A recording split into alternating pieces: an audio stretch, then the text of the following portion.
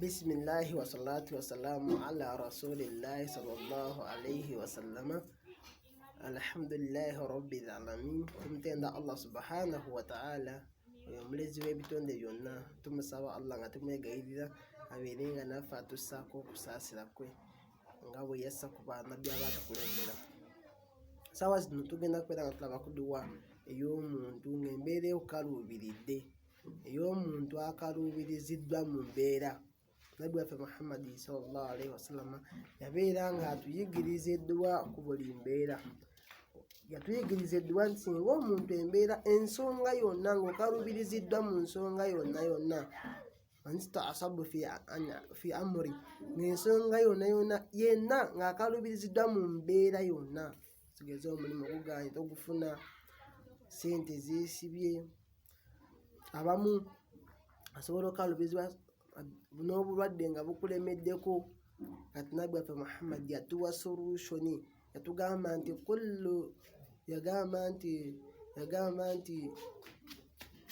yagamba nti buli bulwadde buliko eddagala. Nabbi Muhammad nti buli bulwadde buliko eddagala, wabula eddagala lyo oluusi oba tunaba wakulizuula oba okulitegeera. So kati edduwa yetugenda okuba nga tulaba yedduwa gy'osoma singa embeera yonna ekalubiriziddwa, ng'embeera yonna ekaluubiridde, nga mu mbeera yonna gy'oba olimu saba dduwa eno. Nabbi agamba nti Allahumma la sahala illa ma ja'altahu sahala wa anta taj'al hazna idha shi'ta sahala. Gidamu Nabbi yagamba soma edduwa egamba nti Allahumma la sahala illa ma ja'altahu sahala wa anta taj'al hazna idha shi'ta sahala. Gidamu Nabbi yatugamba nti ogamba Allahumma la sahala illa ma ja'altahu sahala wa anta taj'al hazna idha shi'ta sahala. Amakulu g'edduwa eyo gagamba singa omuntu akalubirizibwa, bangi babeereyo nga talina mulimu, oba n'oteeka application awantu isi n'oyita namu na bulungi naye ng'omulimu gukyagaanye, naye nga ziriyo application zo gye ziri, oba muva wano mugenda oluusi n'ebweru n'otuuka n'obeera mu kiyumba oli ku ofiisi tonafuna akutwala. Dduwa ki gy'olina okubeera ng'okozesa? Allah abeere ng'asoobwangu mu mbeera yo. Yagamba Allahumma, ay Allah nkusaba, la sahala illa ma ja'altahu sahala, ay Allah mazima teri kyangu okujjako ky'ofudde ekyangu. Kyeri kintu kibeera easy okujjako nga Allah yakimeekinze okubeera easy.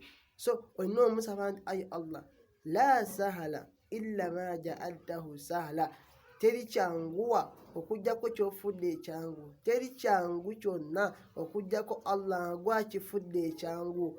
Wa anta taj'al hazna idha shi'ta sahala, ay Allah era gwe osobola okufuula ebadde ennaku oba ekibadde saabu, ekibadde obuzibu, n'okifuula ekyangu oba oyagadde. Idha shi'ta sahala, singa oba oyagadde obwangu, Allah osobola okufuula ekibadde kikalubye n'okifuula ekyangu. Dduwa egyo olina okubeera nga weekwatako, ogiraba ng'enyimpi ng'entono, oluusi nga teri direct ku nsonga yo. Naye Nabbi Muhammad bw'aba akuwadde ensonga ebaamu hikima, mubaamu ekigendererwa eky'omunda tosobola kutegeera kungulu. Nabbi waffe yayogeranga ebintu ebimu nga tebitegeerekeka kujjako ng'ogeze mu sharhi n'osoma tafsiri Nabbi yali ategeeza ki ku nsonga eyo. So Nabbi yatugamba nti tukozese edduwa nti Allahumma, ay Allah nkusaba, la sahalan, teri kyangu illa ma ja'altahu sahala, okujjako Allah ky'ofudde ekyangu.